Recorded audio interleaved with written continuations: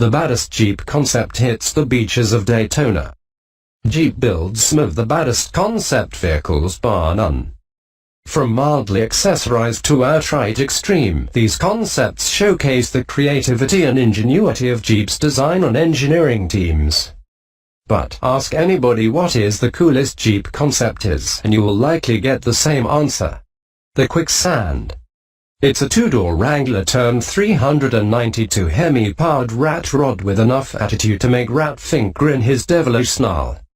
Well, I got the chance to get up close and personal with Quicksand at the 2017 Jeep Beach Festival in Daytona, and boy, its looks are only half the fun. Fun's other half unquestionably comes from the 392 cubic inch Hemi V8. It's a crate engine straight from Mopar, the same folks that will sell you nearly any speed part or aftermarket item for your Fiat Chrysler automobile vehicle. Jeep engineers shoehorned the 6.4-LITER iron block engine between the Wrangler's frame rails, then built an entirely custom front clip to enclose the engine bay. Velocity stacks suck air into a baller fuel injection system, while long tube open headers blast the V8's howl into the next zip code. Quicksand hasn't spent time on a dyno, so no official horsepower or torque specs are available, but a stock 392 kicks out 485 horsepower and 475 pound-feet of torque. You can bet your last dollar the Quicksand makes more than that. The sand was crawling with Jeeps at the Shores Report in Daytona, the same hotel featured in Tom Cruise's Days of Thunder NASCAR movie. The annual Jeep Beach event was well underway, with aftermarket companies, thousands of Jeep owners, and Jeep Corporate all descending on the world's most famous beach.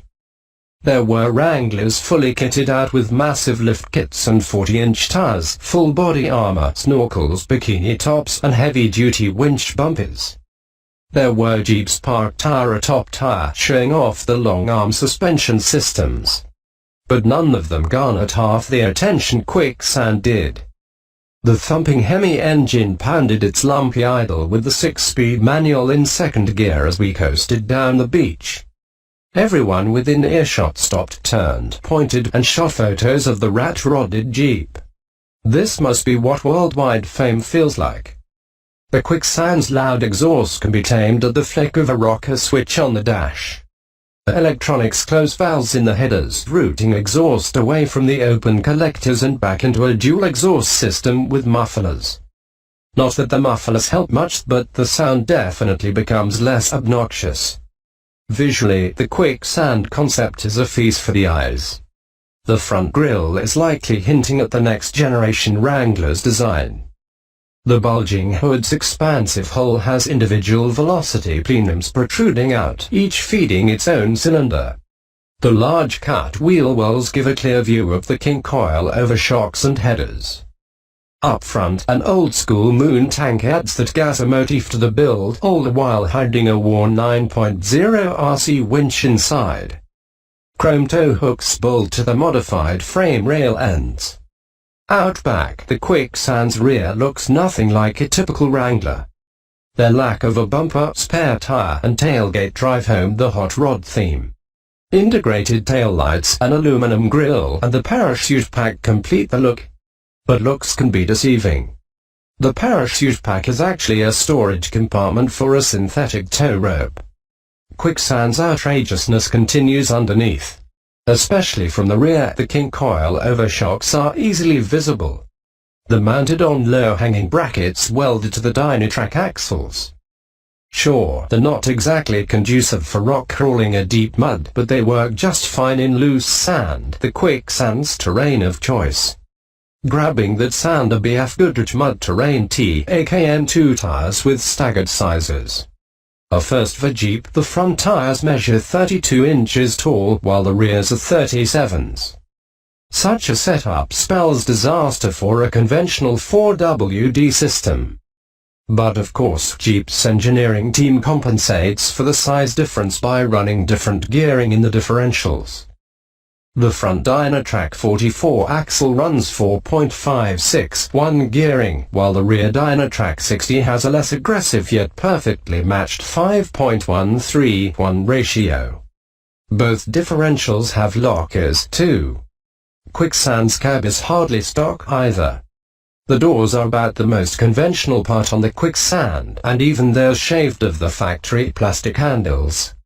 The roof is chopped a full 4 inches and the factory roll cage is replaced with a hot rod style chrome-plated hoop. The plexiglass windshield tilts out, affording some extra airflow. That's a good thing since the HVAC system has been completely removed. Also gone is the carpet, replaced by a red spray-on bed liner. The radio is missing too, replaced with a large tachometer for easy reading. The main gauge cluster is also customized for a far more retro look. Adding to the high-performance theme is the flat-bottomed steering wheel borrowed from the Dodge Viper, rocker switches on an aluminum plate, and the auxiliary gauges where the HVAC vents would go. The shifter knob reads County Prison in 5th and 6th gears as a not so subtle reminder to avoid Johnny Law. Old-school racing lap belts secure the driver and passenger to the low-back bucket seats. Jeep says these are the stock Wrangler seats that have been cut down in height and recovered with the quilted stitched red vinyl. Behind the seats live the battery and a racing fuel cell with dual filler necks capped with one-off racing-style lids. The aluminum caps are engraved with Detroit rocket fuel only. They're amazingly detailed too.